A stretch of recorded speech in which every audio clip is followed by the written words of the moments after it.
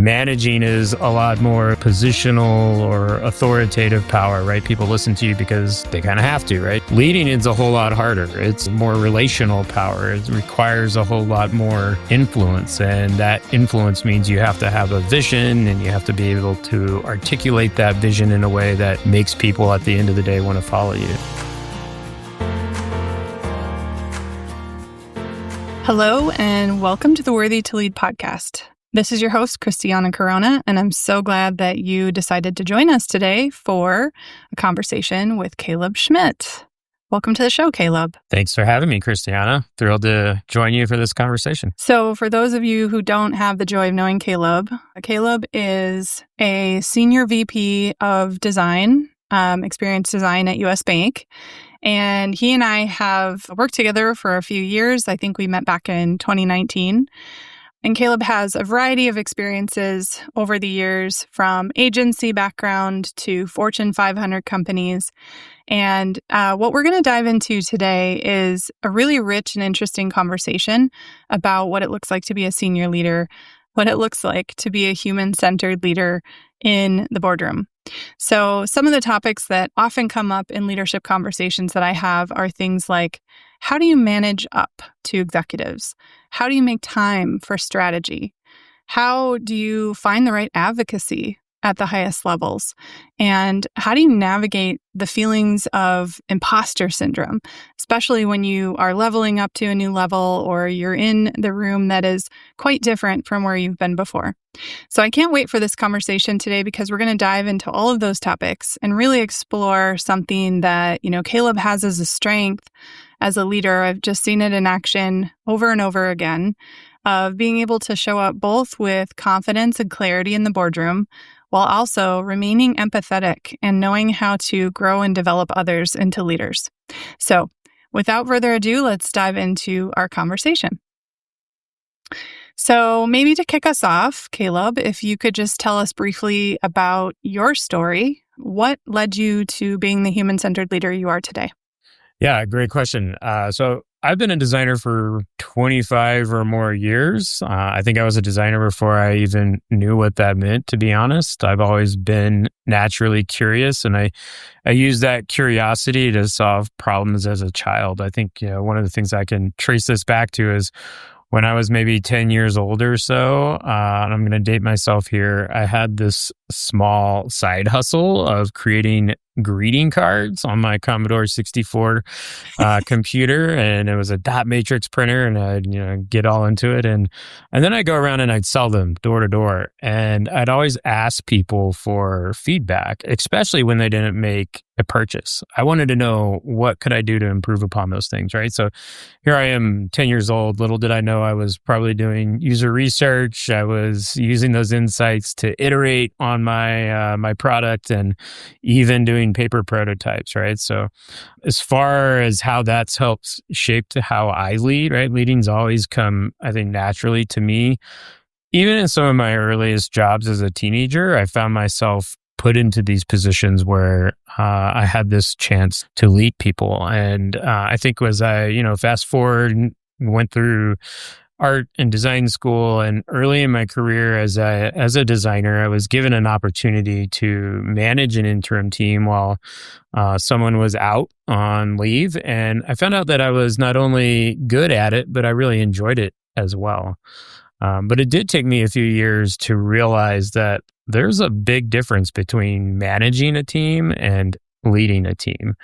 Managing is a lot more of that positional or authoritative power, right? People listen to you because they kind of have to, right? Your paycheck, so to speak, kind of is tied to that relationship. Whereas leading is a whole lot harder. It's more relational power. It requires a whole lot more influence, and that influence means you have to have a vision and you have to be able to articulate that vision in a way that makes people at the end of the day want to follow you. So for me, it's a lot about finding that balance between those two aspects of managing and leading. And it's really been, I think, one of the keys to my own success as a leader. There are tools in a toolbox, and it's about knowing when to use each one of those tools based off what you're trying to achieve and even the details of the situation itself. I love that your story starts with going door to door and doing sales because I feel like that's most designers' worst nightmare. Creative people are like, please let someone else do that job. But you really saw it as an opportunity, not just about making sales or getting wins, but it was about getting feedback and iterating and continuing to develop what you were offering, right? Like, how does that shape how you think about your work today? I think feedback is a big part of my work today, both as I seek out and ask for feedback on ways that I can show up differently, support, advocate for my teams, for my partners, for the work, right, for our customers and clients. But I think it also really has played a big role in how I provide feedback. I want to make sure that as a leader, I'm providing that kind of direct feedback that is going to help people grow. Sometimes it's not easy, as you think about even things like Kim Scott's radical candor and other approaches to this. Like, it really means you have to not shy away from those hard conversations. And I think that's one thing about, being a leader that I've had a little bit of connection to, in the sense of I feel like that's part of my responsibility, is to help others around me grow.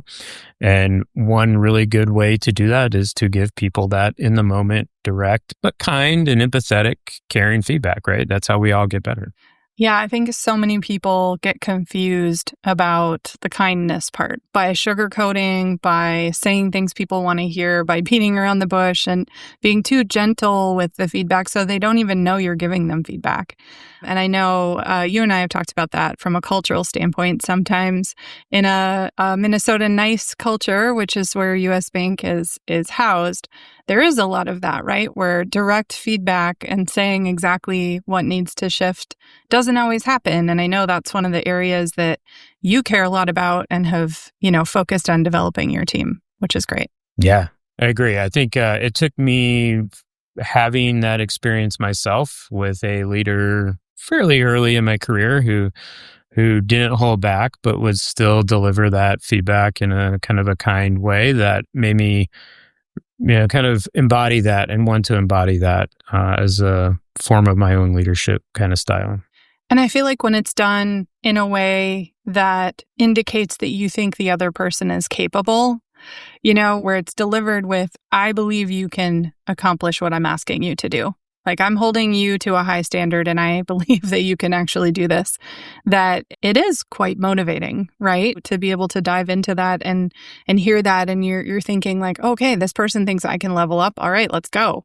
Versus, doing it in essence of squashing someone or just saying you're not good enough and leaving it at that. So yeah, I appreciate that conversation. I think that's an important one, especially for leaders as they continue to go up and up from a level perspective. The sugarcoating probably starts going away, right? And you hear direct feedback whether you like it or not. So the more you can expose yourself to that, the better. Yeah, and actually, I think there's some value in that as I think about my own responsibility as a leader to prepare those who are coming behind me, right, for what's next. I think that's one of the views that I also take when it comes to feedback, right? Like, I owe it to those people to prepare them for one day sitting in my seat and being able to interact and engage in those same ways. And when I think about the path that it took me a while to learn some of these things, there's not always somebody ahead of you teaching, kind of and sharing some of those lessons. And so there's a big element of how do we pay this forward? How do I pay this forward to the leaders on my team, the leaders that I engage with and interact with, so that when they're in this position, like maybe I can make that path a little bit smoother for them. I love that perspective. And I appreciate that you take that ownership of the careers of the people around you and just saying, this may be something you're not ready for here. How can I help prepare you for that today? I'd love to dive into another topic here around strategy versus execution. So a lot of people make comments about, gosh, I'm so busy. I really struggle with making time for strategy. I'm too in the weeds. How do you manage that tension at your level, figuring out, how to drive big results, but make space for that big picture thinking? Yeah, I think the interesting thing that I've learned about this is that, strategy, big picture thinking, and then that delivery or execution, those two things are explicitly linked together, right? If you want to be able to deliver something that's successful, that from a designer's perspective, people want to use, you have to be able to find the time and make that time for that strategic kind of visionary thinking. So when I learned that those two things were connected, I think it changed the dynamic in the way that I went about even making that time for myself. So now one of the things that I do on a regular basis, and it's hard because you still have to protect this day in, day out, is I plan for that strategic time that I need in order to get to that execution or that delivery. And so I will sit down and look ahead on my calendar at the things that I know I want to be able to deliver. And then I will work backwards from there to say, okay, how much time do I think I need for this kind of, divergent, big picture thinking time? And then what do I want to get from that, right? So, and as you prepare and kind of plan for those things, it helps to break it into even more manageable chunks of time that I know I can protect or that I can find for myself. So I don't approach it from trying to solve all of the problems in one kind of, fell swoop, but I think about it as like, what am I going to do here in the moment that's going to help me deliver whatever that thing is, right? And so I think that preparation is ultimately the key, and that's one way in which I've unlocked kind of that time for myself. So when you think about maybe rough percentages of how you use your time, I'm sure there's a million things that fracture your time. Is there just a rough percentage that you use as a guide for how much time needs to be that like deep thought, strategic time versus maybe tactical versus in time with meetings with others? Yeah, I would say it probably ebbs and flows depending on the point of the year and what I'm thinking ahead on. But I would say roughly it's probably 30-70 in the sense of being protective of that kind of strategic time to really think ahead. And I think throughout the year that will kind of shift, right? I'm in the midst of this right now for myself as I'm thinking about 2026 and what do I want to get out of next year? What do I need to, kind of set or pave the way for my teams? And so I'm doing a lot more of that right now. And again, we're planning for work and thinking about scope and all of the skills. There's a lot happening around the world, across the world with AI right now. And so thinking about those things as they integrate into our ways of working and our processes. And so naturally, I find that I spend more time doing that big kind of strategic thinking as I come to the end of the year. And then I think that helps prepare myself, my team to hit that ground running and to take full advantage of the start of a year, the new cycle, all of those things that come with it.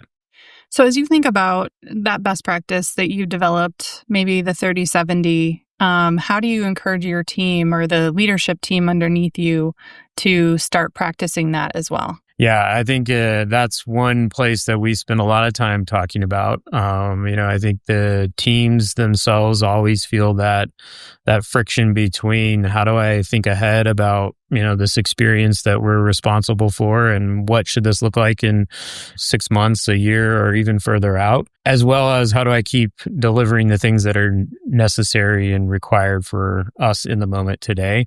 Some of the things that we've started to try and kind of put into practice are our activities like Art of the Possible, right? So let's find a Friday afternoon where maybe we are lighter in meetings and let's spend that time centered around a problem that we know our particular product or our particular set of customers might be facing.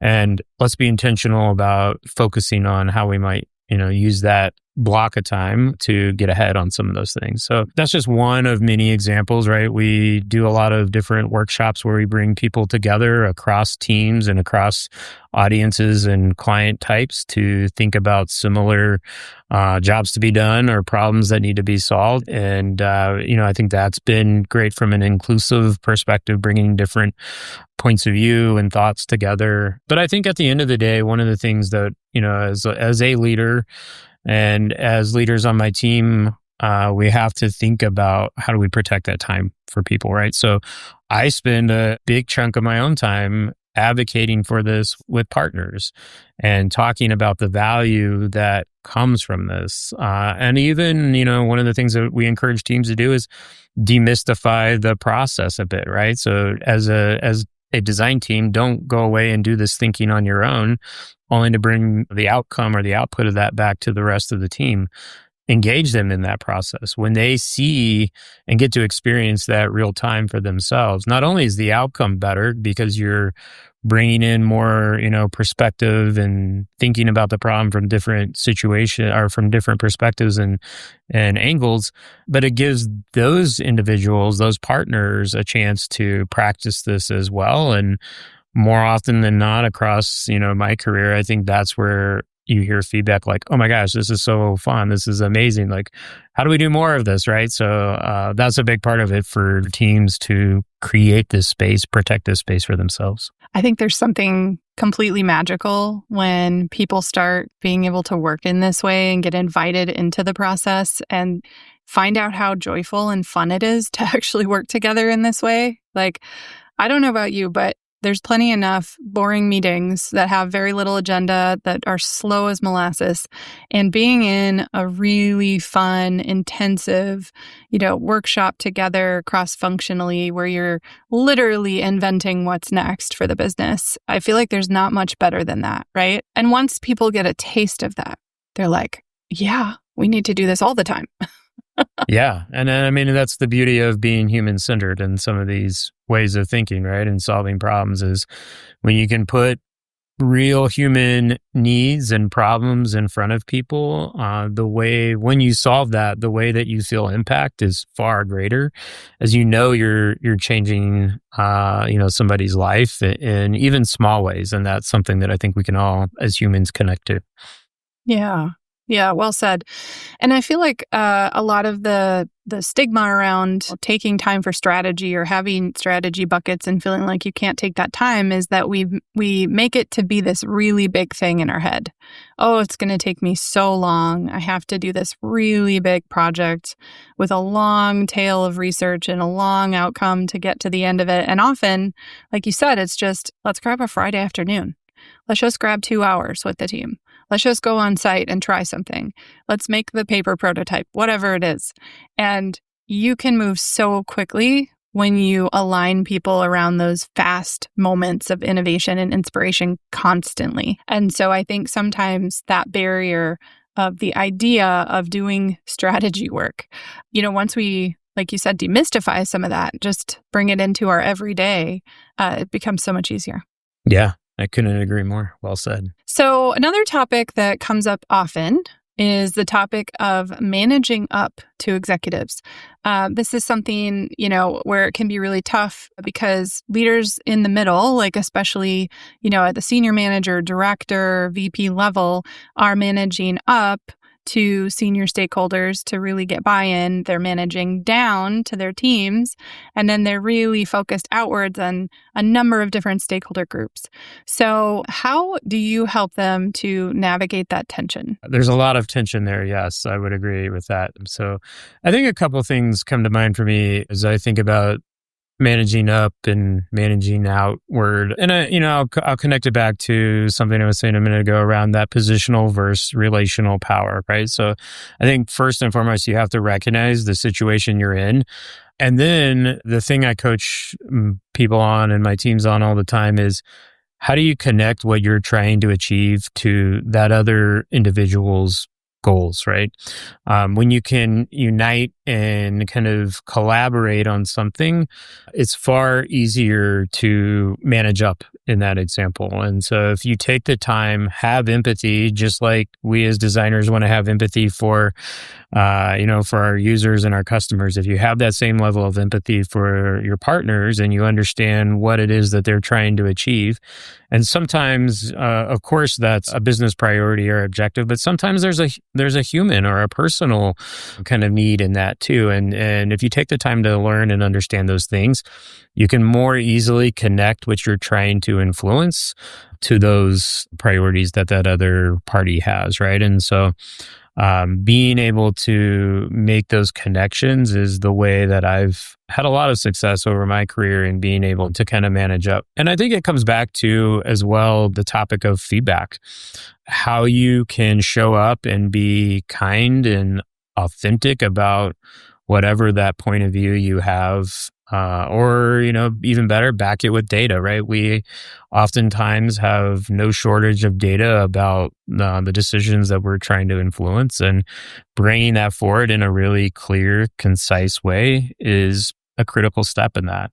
And as you're engaging with more senior, more executive level partners and trying to manage up in those senses, you have to be able to understand how communication at that level happens, right? Like you can't walk into the room and dump 100-page research report on somebody, right? You've got to show up with something that connects in a few sentences and hooks them into asking more and wanting to understand that perspective, that opinion. And I think that's something that I see a lot of missed opportunities on, right? Thinking about this kind of audience as a one-size-fits-all approach, and what works for managing sideways doesn't work for managing up, and definitely doesn't work if you're, going down to talk to your team. And so I think that's another skill that's really critical in this whole kind of construct of how you influence. I'm thinking back to some of the things that you and I have worked on together around helping leaders to connect back to the language that executives use. You were mentioning, like, how do you tie it to those goals? How do you tie it to those OKRs?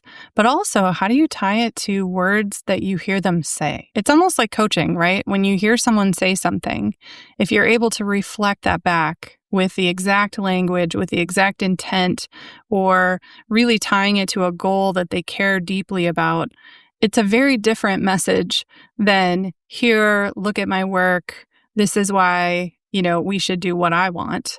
It is very much, when you flip the script and you start speaking in their language a lot more, even to the unique person, like you were saying, it's not a one-size-fits-all approach. Even managing up, like there's a lot of idiosyncrasies, there's a lot of unique personalities. Some people like things very, very crisp. Other people like to talk about their weekend or make dog jokes or whatever. And knowing those things and finding those unique moments of connection while tuning into the things that they really care about seems to kind of be a golden ticket. It is. It really is. And, I think even to pull a thread on something you just said is like one of the things that I kind of keep a little running list for some of my partners, and I'm divulging secrets here, but one of the things that I often will capture is some of those exact phrases or words that get used a lot in their communications, right? And sometimes that reflection, that mirroring of being able to align around definitions of words and things can pave the way for them to not ask certain questions or want to debate, what do you mean by that thing? Or you said this, I think it means that, right? And so I think there is, even at a nuance of that small, right, thinking about the words that somebody uses, if you can help align and connect around that, I've found for myself that will change a lot of the narrative in the dialogue and allow you to get more directly to the thing that, you're trying to influence or connect goals on. Yeah.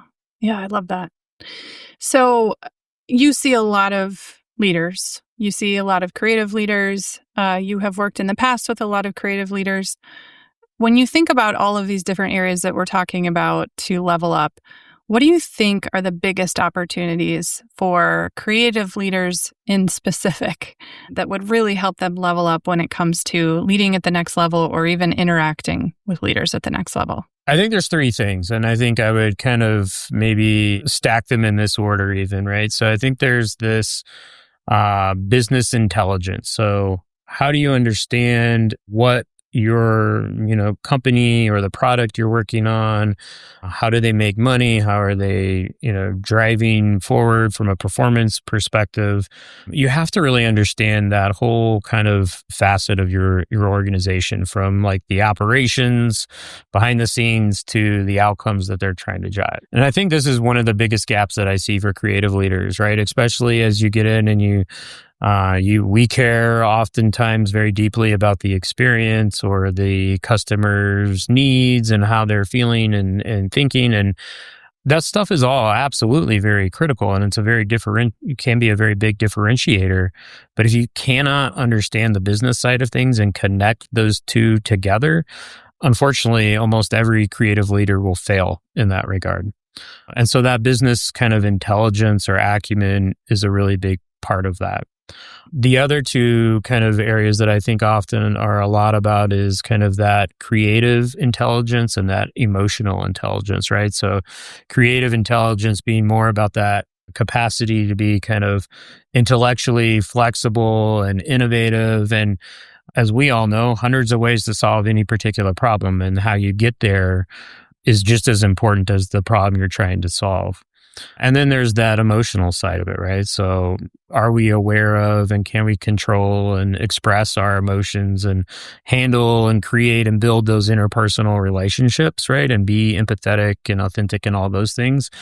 So I think of it as kind of like this trifecta of what a leader needs to be really good at. And that business space, though, is one that a lot of creative leaders probably have the most opportunity in. For some reason, it seems like an elusive area where they either gloss over and they're like, "Ugh, how do I get all of this data, all these metrics?" Or it seems like the excuse I often hear is, "That's not my job. That's product. That's so-and-so. That's our data analyst. That's their job." But I think, to your point, if we're really thinking holistically about impact, and we think about being owners of the experience and really showing up, an owner of a business knows their numbers. Like, they all know their numbers. They don't have to go back and do research on it. It's like you're constantly in there saying, is what we're doing working? And if what we're doing isn't working, then we should be advocating for something else anyway. And so it's like, yeah, you can't be in a bubble. You can't be disconnected from what is actually happening within the business. Yeah. And so many of the decisions that we need to drive from a creative or an experience perspective have to make sense for the business, right? And I think that's the part that I've seen over the course of the years a lot of leaders fail at, is that if you're only worried about the experience aspect and you don't take into account, is that makes sense from a financial perspective, or is that even technically feasible? That's a really easy way to discredit yourself from even being invited into more of those conversations in the future. And I think it's challenging, right? As a, designer who's come up through the ranks myself, like, that's not something that any program teaches. It's rarely something that companies and design leaders, at least until recently, have started to talk about. And so when you think about and look at where do you go to learn these things, the number of resources in that regard is very small, right? And so I think there's a lot that people in leadership level positions, especially creative and design, need to be, kind of thinking about for the future, and how do we set people up for success in that regard. I know you personally do a lot of like focused training and asking these deeper questions to people on your own team to say, like, what is the business of design? How are we showing up in that way? Do you have any recommendations for people who aren't on your team of how they could start getting this business acumen for themselves? Yeah, I mean, I think it depends on the organization that you're in, but one of the things that I would encourage everybody to do is, just go ask the questions, right? If you work with product teams, find out how they think about their P&L and the different features and how they attach value to some of those features and functionality. And I think sometimes it can be a little scary to ask some of those questions because it makes us feel like, oh my gosh, maybe I should know this, or, this puts this other person in a position above me. But I can tell you from my own experience, when you ask those questions, the engagement and the desire to share those insights and those learnings is been huge, right? And it actually, I think for a lot of designers, it will change the perception that partners have of you, right? They now see you as someone who wants to care about the same things that they care about. And so they will gladly share those things. I think back to a time in my career where I kind of asked a product partner some of these things, and within a couple of weeks, as we had some of these conversations, they started to show up on my doorstep with, oh, here's a thing I think you should know, right? Here's a data point. Here's an insight that might help you. And so as that conversation, transpired, even over the course of a few weeks, it really changed the relationship that I had and the dynamic that we had. And so it's something that I think you can easily start just by asking questions of the partners and the peers that you work with. I love that story because I think it underlines the importance of the relationship. So where maybe some people see this as a checkbox, like, oh, I have to go do a thing, check. This, like what you're saying, it's so much more than that. It's so much more about building that trust, building the influence, building the equity with the team that you're all in. You care, you know the importance of their work and what they bring to the table. And when you show up that way, it's reciprocated more often, right? Like people come back and say, oh, I'm going to ask questions about design. I don't feel dumb anymore because they're asking me questions. And now I feel like I can ask whatever the questions are that I don't understand about this research process or this design jargon that makes no sense to me, right? Yeah. It's a two-way street, exactly. And I think the more that you engage and ask those questions, the more that is reciprocated. And I think that just makes the outcomes that we're all after at the end of the day that much stronger, that much more impactful. And yeah, I think it's a great place to start. So I want to take us into another topic that is really relevant for leaders. And this comes back to the building the right network. And so some leaders, find themselves in the middle of management or leadership or even senior leadership, and they don't have a strong bench of advocacy at the next level. They don't have that person that is speaking on their behalf when they're not in the room. So I'm curious, first of all, like, how did you build that for yourself? And how would you encourage others to start building that network for themselves? Yeah, I think about this in a couple different ways. One, as I think about like this idea of mentorship, advocacy, one way that I kind of stopped looking at it is I'm not looking for this magical unicorn of a person who can show me the way for every single thing, right? Instead, I've really started to break it down into what are the particular things that I want to grow or instill in myself, and who does that well around me? And then how do I learn from them just that one thing, right? And it changes, for me, what it changed is I think the significance or even the sense of like overwhelm that's like, oh my gosh, how am I going to learn all of these things? And I've got to come prepared with, these big agendas. And if I'm not showing up in the most executive level way, are they going to take me seriously? And so I've noticed that when you show up and you ask somebody, hey, I recognize, that you're really good at this particular thing.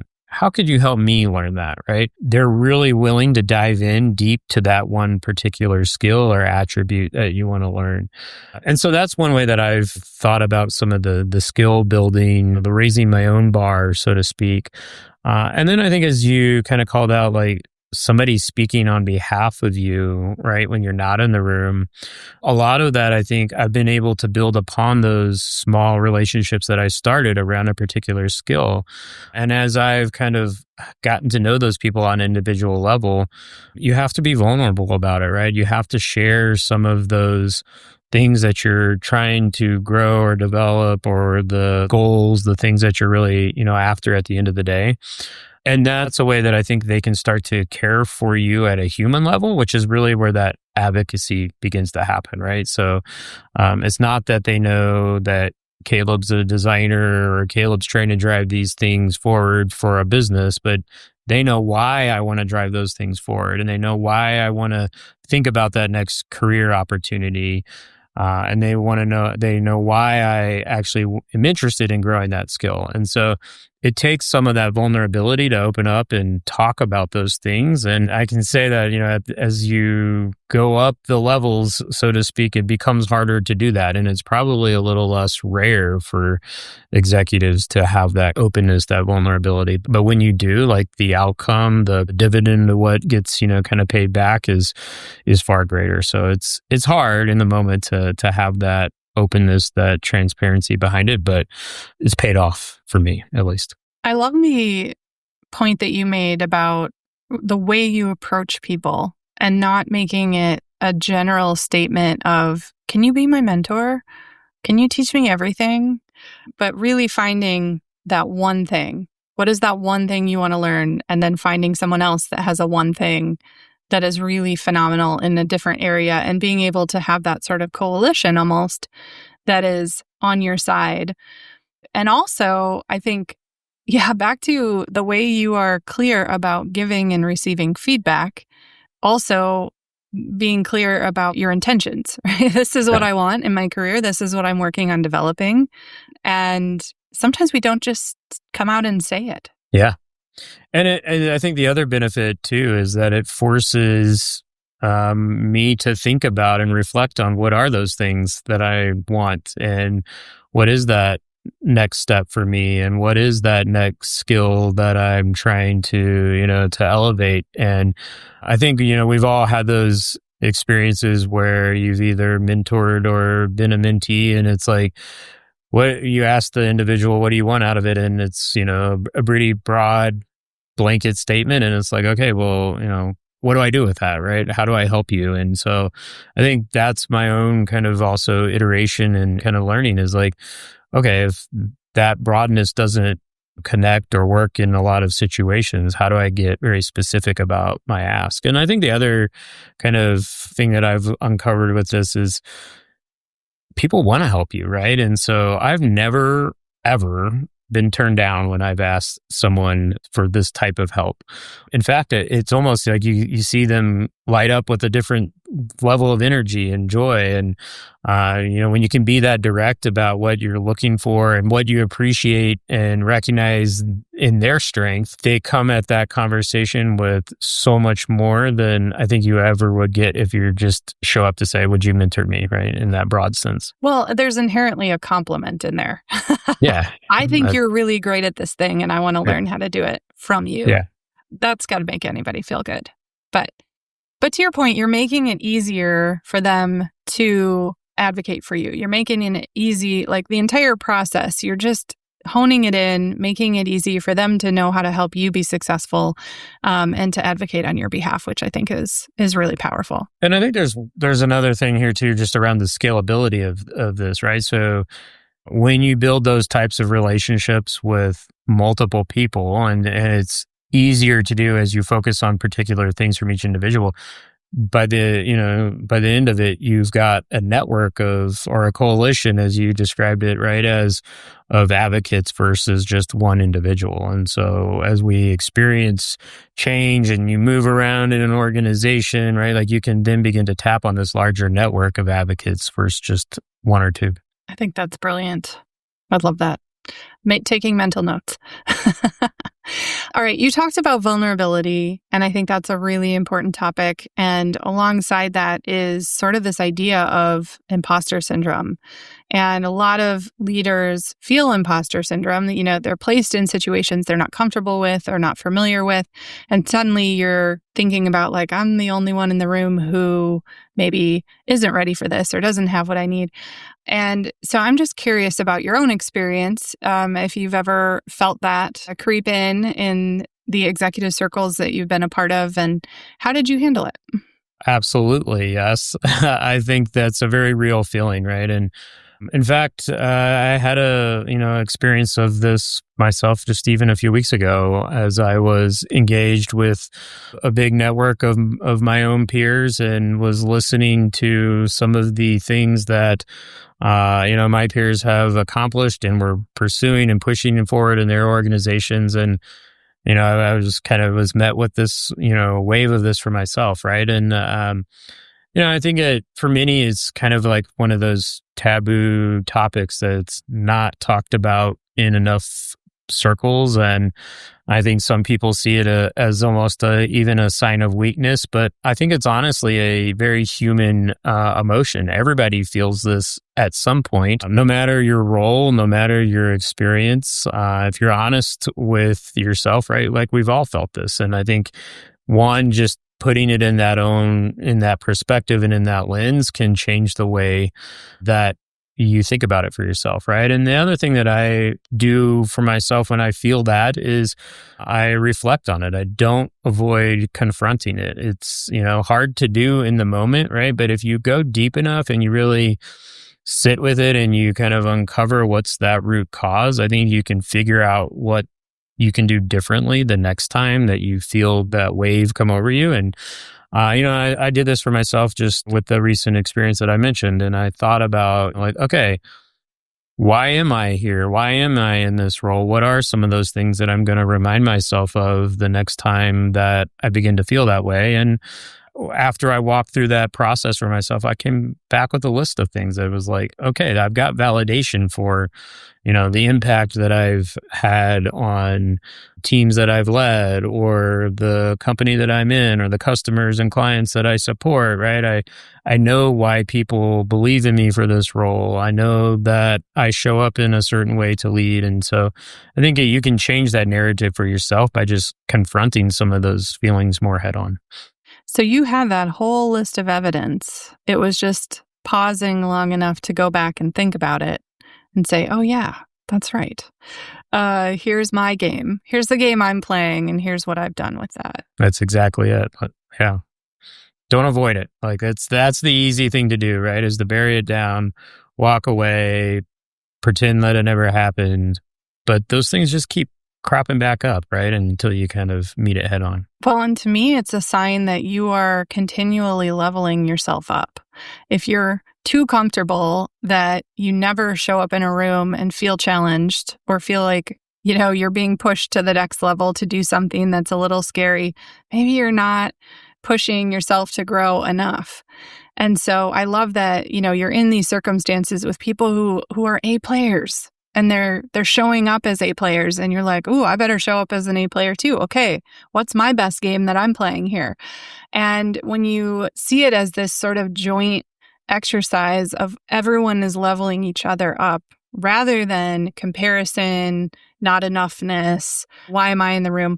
But rather, I have this opportunity to be in this room full of incredible people.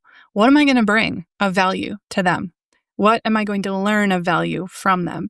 And I just love that, you have those groups that you can be a part of, that you come to the table, and then the next time you show up, you do show up better because of that. Yeah, absolutely. So, okay, just to kind of wrap us up on some of these topics, I'm just curious, what would be kind of the single most important piece of advice on how someone can prepare for the executive level? Yeah, that's a good question. A couple things that I would probably say. One, it's never going to be easy, and the path is never going to be straightforward and super clear in front of you. So I think it requires that you have to have grit and resilience even to stick with it, right? And especially when that time isn't going the way that you thought it might, or you're getting challenged and pushed back on things.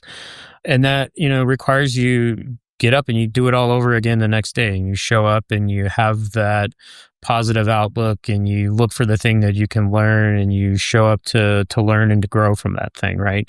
And then I would say the other thing is, and I recently just had a chance to talk about this with a lot of my team around this idea of intentional evolution, right? So when you are confronted with change, and change is increasing more and more for all of us, how do you leverage that? How do you harvest that to create your own future, right? Shape your own path.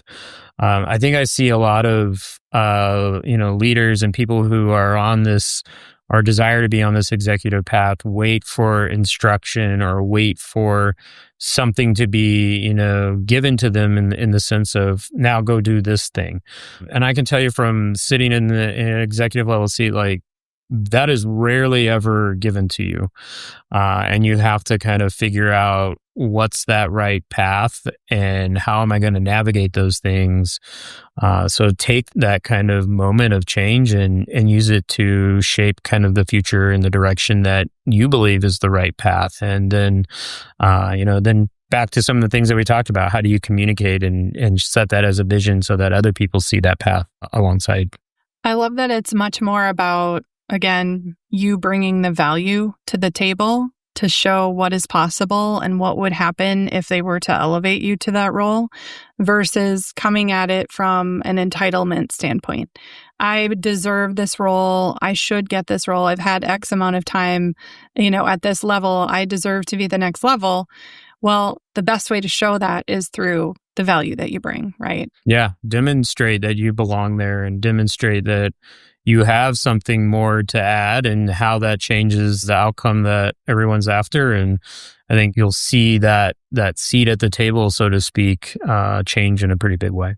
I also feel like what you were saying about change, like harnessing the change and seeing that as an opportunity for yourself to level up and showcase what you can do in a different way. There may be other people who are afraid of it, who don't know what to think of it.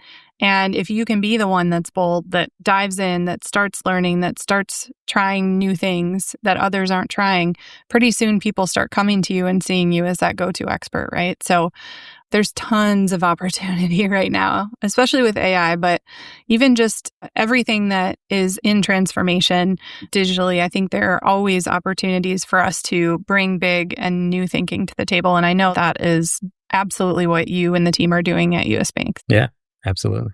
Well, I'm so grateful for you coming in today. This was a really fun conversation and just getting to hear your perspectives on what it actually looks like to level up.